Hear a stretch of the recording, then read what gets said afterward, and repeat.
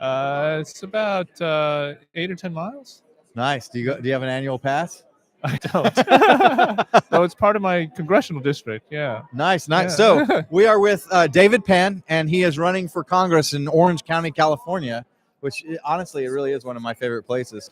I went to Disneyland sometime about a year ago. Oh, fantastic. For like an hour and a half. So, and you're a professor at the University of California. In Irvine, So, yes, that's right. UC Irvine. UC Irvine. And what do you teach? I teach German literature. German literature. Yeah. Do you speak German? I do.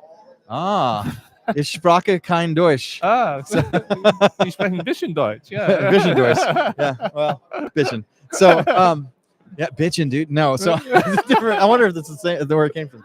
So, why are you running for Congress? So this should be obvious. Well, I've been at the University of California for 18 years. This is my 19th year, and every year it gets a little bit more skewed in terms of the the political climate, and it's to the point where I'm in the School of Humanities. We've got about 170 professors. I'm the sole conservative. 169 liberals, and you're the one conservative professor. So that's what you get at CPAC, ladies and gentlemen. We found the one conservative professor in California, probably in the whole state. Yeah, well, or at least in the humanities Irvine, department. Yeah, in UC Irvine. I mean, it could be the one. I don't know any other one who's still working in any of the University of California campuses. I don't know. We'll have to see. I should that is send out a note. Perfect infiltration into the system of education. Yeah, right. It's indoctrination. It is. Yes. It there's no So question. are they going to come after you now? Do they know? Oh, of course they know. I guess you're running for Congress now. You're not. He's not breaking this news on our show today. So, but that's the reason I went into politics, because I realized that just me, I'm not going to be able to change that system, right? It needs to happen. It has to happen from outside. It has to happen through voters, donors, parents, right? University of California is governed by a board of regents, and the board of regents is appointed by the governor. So they're all liberals. Yeah, I mean, is this even possible to turn it around unless I guess we need a new governor. Can the governor fire and reappoint new board of regents? So what kind of tenure do they have? Yeah, so that's I'm actually not sure how long the tenure of each appointment is, but yes, it would take I'm not sure if he could do it immediately, but over time a Republican governor could replace the board of regents, and then they could start replacing the chancellors and the presidents of the individual campus, or the president of the university and the chancellors. It'll take years. I mean, it'll take decades, really. It will take decades. Yeah, but it has to be done. There's no way around it. This is either that or private education, private universities need to come up in California. That too. But I mean, the University of California system, I mean, it's responsible for hundreds of thousands of students, right? And so this is the main way for the lower classes, the middle classes, to get a good education in California. Yeah. And there's only one kind of perspective on offer on those campuses. So that's the tragedy of it right now. I went to UT Austin for a couple of years and wasn't really aware of the level of indoctrination that was there. But even then, and this was in 92, for 2 years, and even then it was weird. Yeah, it was pervasive, and I can only imagine what it is now in California, also especially too. I mean, I'm sure it's like that in the University of Texas too, because it's not just each individual university; it's the entire discipline, right? Yeah. So the Modern Language Association, that's like the main professional organization for all language and literature professors.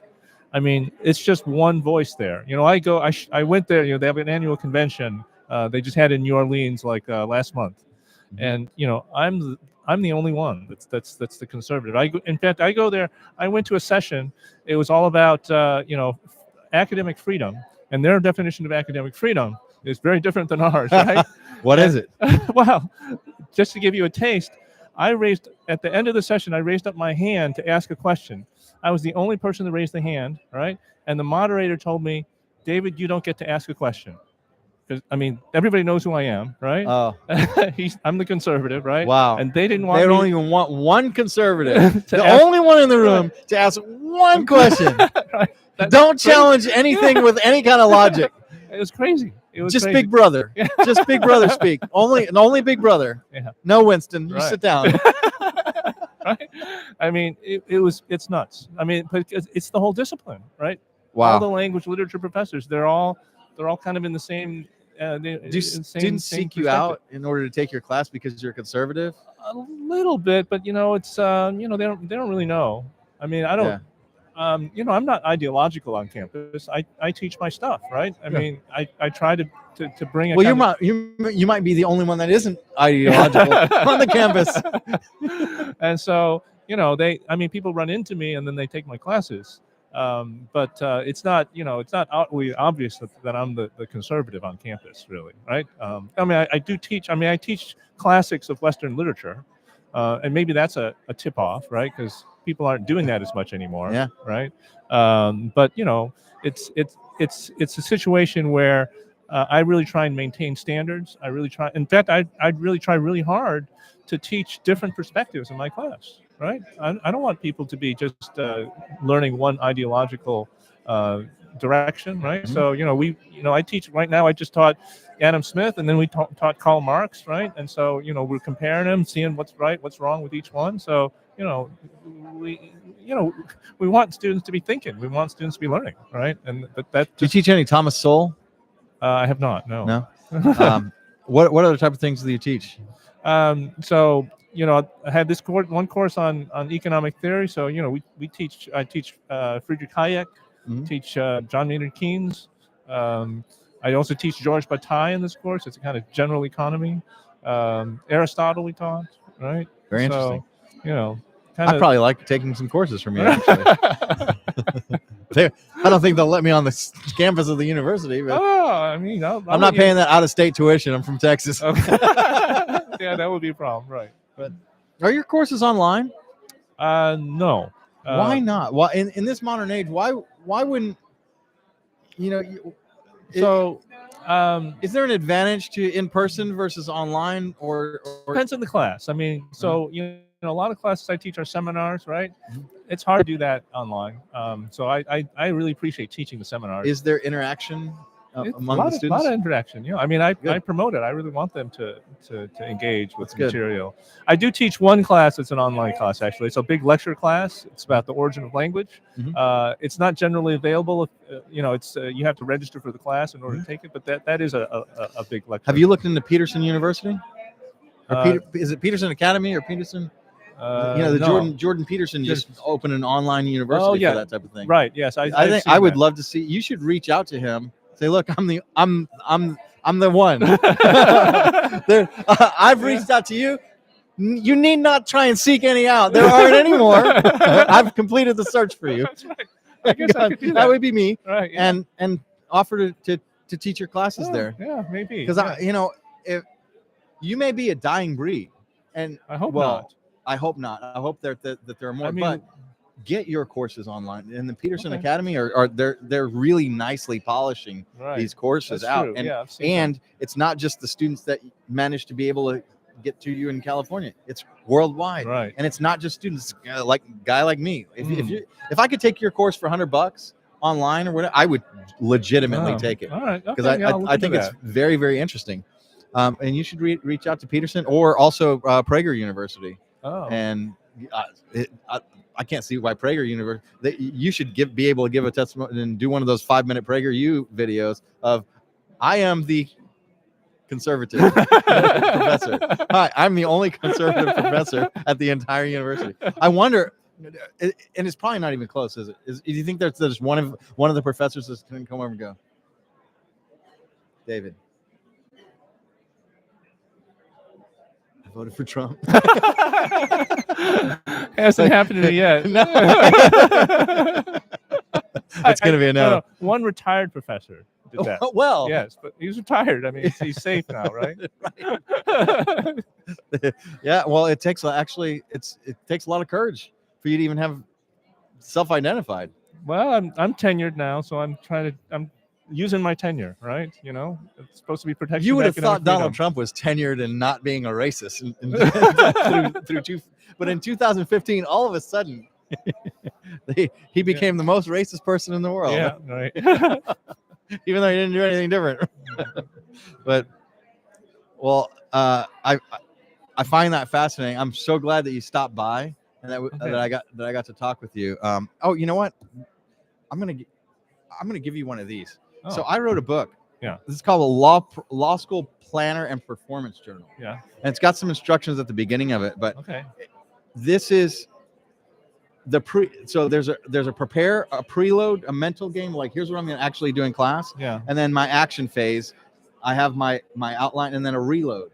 So one thing that I noticed is the best way to work on a class is you read your notes from the previous class right before the next class. Right. Yeah. And you should read them all the way from the beginning of the semester. And then you do the class, and then afterwards you reread your notes, fill in any gaps. Go, okay, I've got it. Here are my key takeaways from the course.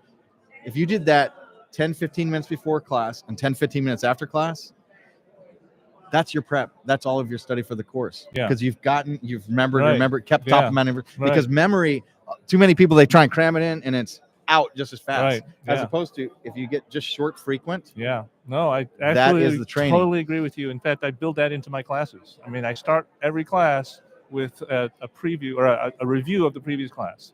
And I ask the students to actually give me the review. Like, what do you remember from what last are your class? key takeaways from the last class? Yeah. And then we do that if every you do time. that at the end of the class before we go, okay, we got 3 minutes left. What are your key takeaways? Right. Boom, Yeah. boom, boom, boom. Do that. Yeah. That's excellent. Right. And in this one, I also have, let's see, where is it? I haven't looked at this in a minute. It has,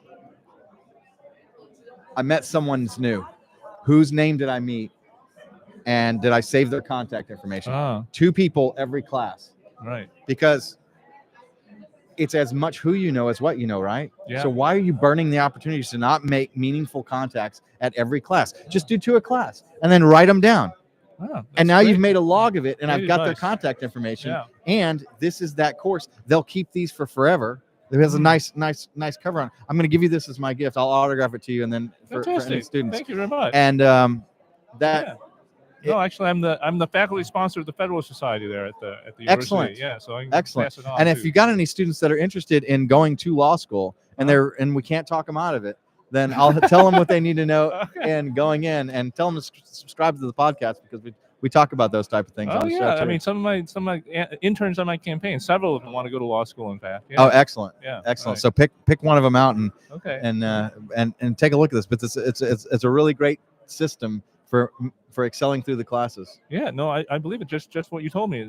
It looks fantastic. So thank you. Yeah. All right, David, my pleasure. All right, my pleasure And as well. I'd love to talk with you again and keep in touch. And you're welcome to come back on the show if we can coordinate. If I'm anywhere around Orange County, be sure to call me. Yeah, I'll stop in and maybe we can go and do a follow up. Okay, fantastic. And but more importantly, please win that race. Oh yes, right. Yeah.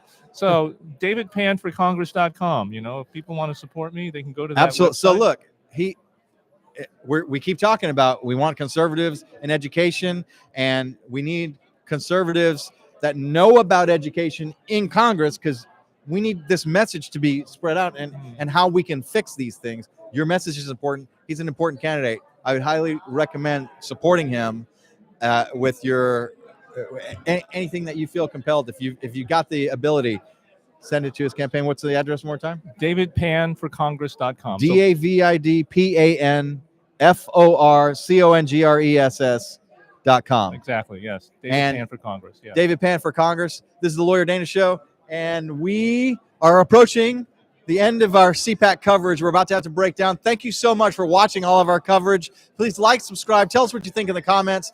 If you loved what we did, if you liked all of our guests, or if you hate us, I don't care. Comment, because comments help us promote. And turn that alert bell on and let us know anything that you can do. If you want to be a guest on the show, contact us. By the way, Patriot Mobile, our referral code is Lawyer Dana at Patriot Mobile. A great phone company. Why are you giving your money to AT&T, T-Mobile, Verizon?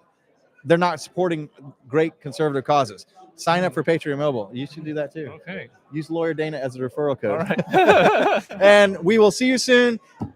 Thank you very much. CPAC 2025. This is the Lawyer Dana Show. It's great talking with you. Wonderful talking to you Thank too. you very much. Yeah, really. I really enjoyed it. Good. So